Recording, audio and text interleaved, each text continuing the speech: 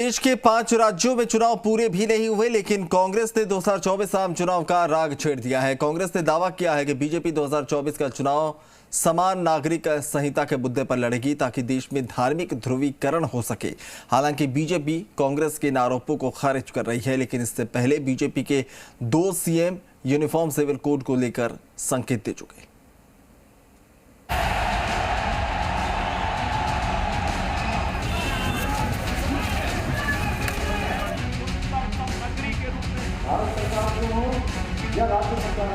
भारत माता की। देश के 5 राज्यों में हो रहे विधानसभा चुनाव को लेकर राजनीतिक दलों के बीच वार पलटवार तो चल ही रहा है, लेकिन इस बीच 2024 की लड़ाई अभी से शुरू हो गई। कांग्रेस ने तो ये भविष्यवाणी भी कर दी कि 2024 का आम चुनाव बीजेपी किस मुद्दे पर लड़ेगी। जब भी चुनाव आता है तो भारतीय जनता पार्टी मजहब के आधार पर, धर्म के आधार पर लोगों को बांटना चाहती है और कोई नए नए मुद्दे उठाती है।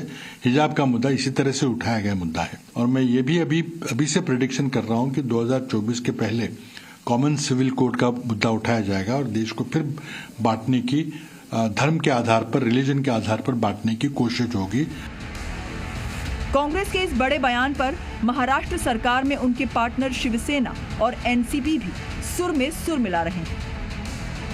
धर्म के आधार पर कुछ न कुछ मसले खड़ा करना और लोगों को अपने पास आकर्षित करना, ये जो कुछ स्थिति बनाने का काम वो करते, मुझे लगता है कि डॉक्टर बाबा साहब अम्बेडकर ने जो लोकशाही हमें घटना के अनुसार दी है उसमें ये नहीं है। सिविल कोड, हिजाब और हिंदू मुसलमान, लेकिन भारत की जनता इतनी मूर्ख नहीं जितनी बीजेपी समझती है। आने वाले चुनाव में आरएसएस को बहुत पीछे हटाकर भारतीय जनता पार्टी को यहाँ से उसकी जड़ें मिटवा के रखेगी।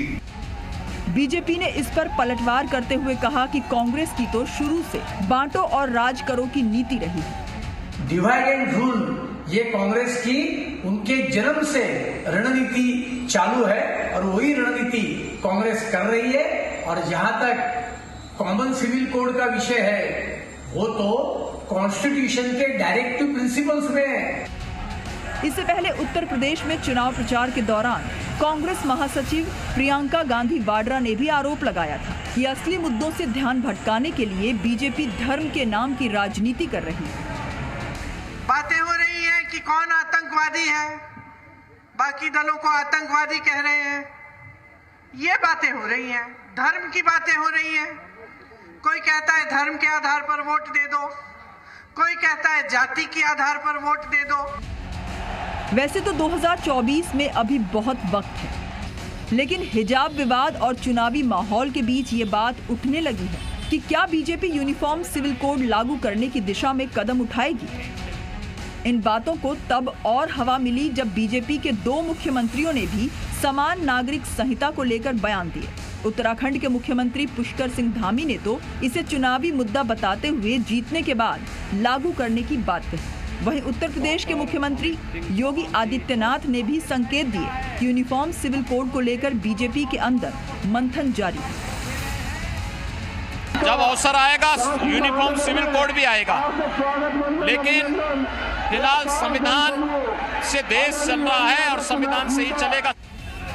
जाहिर है कांग्रेस को भी ये एहसास होने लगा है कि देश का अगला सबसे बड़ा मुद्दा यूनिफॉर्म सिविल कोड होगा, लेकिन ये 2024 का चुनावी एजेंडा होगा या नहीं, अभी कहना थोड़ी जल्दबाजी होगी। ब्यूरो रिपोर्ट, जी मीडिया।